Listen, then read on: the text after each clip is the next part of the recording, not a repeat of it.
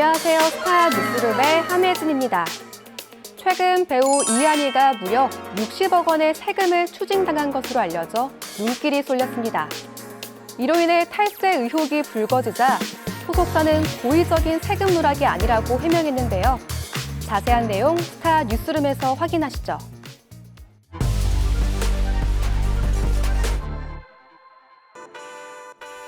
배우 이한희가 지난해 국세청으로부터 강도 높은 세무조사를 받고 무려 60억 원에 이르는 거액의 추징금을 낸 사실이 최근 알려져 대중을 놀라게 했습니다.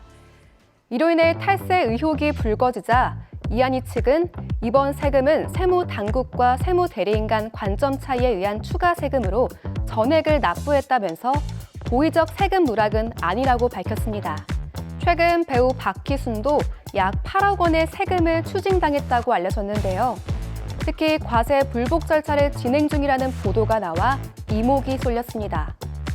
박희순 측은 조세 불복 절차를 진행한 것이 아니라고 부인하며 사전 심의 단계에서 이의 제기를 한 상태로 과세 당국과 세무대리인 간의 입장 차이로 인해 일부 조정을 진행 중이라고 해명했습니다. 이전에도 고액의 세금이 추징돼 탈세 의혹에 휩싸인 연예인들이 적지 않았는데요. 지목된 이들은 일제히 탈세가 아니라며 반박했습니다. 배우 이병헌은 2023년 고강도 세무조사를 받고 억대 추징금이 부과됐다는 소식이 전해졌는데요. 소속사는 배우가 사비로 전 직원에게 상여금을 지급한 것과 기부금에 대한 회계 처리 과정에 착오가 있었다고 밝혔습니다. 권상우는 본인이 세운 법인 명의로 수억 원을 호가하는 슈퍼카 5대를 구입해 순이익을 줄이는 방식으로 세금 탈루를 했다는 의혹을 받았는데요. 이에 대해 일부 귀속 시기에 대한 차이가 있어 수정 신고해 자진 납부했다. 문제가 된 차량도 전부 매각했다고 해명했습니다. 비슷한 시기에 배우 한효주, 황정음, 이민호, 개구먼 박나래, 가수 겸 배우 이준호 등도 고액의 추가 세금 추징으로 탈세 의혹에 휘말렸지만 고의적인 탈세나 미납은 없었다면서 세무당국과 세무사 간 조율 과정에서 해석에 관한 의견 차이라고 반박했습니다.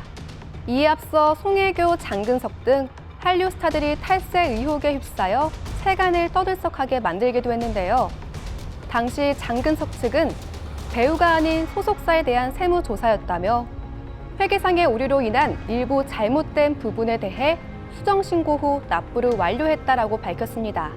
송혜교는 세무대리인의 실수로 일어난 일이라면서 납세자로서 주의를 기울이지 못한 점에 대해 사과했습니다. 스타들은 한결같이 추징금은 냈지만 탈세는 억울하다는 입장인데요.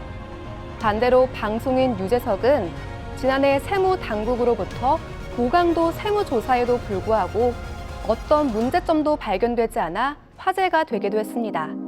대중들은 적게는 수천만 원, 많게는 수십억 원에 이르는 세금 누락을 대리인의 실수나 관점 차이라고 치부하는 것은 설득력이 떨어진다는 반응인데요. 탈세 의혹이 휩싸이는 것만으로 이미지 타격을 피하기 어려운 만큼 납세자로서 연예인들의 더욱 세심한 주의가 필요해 보입니다. 지금까지 스타 뉴스룸이었습니다.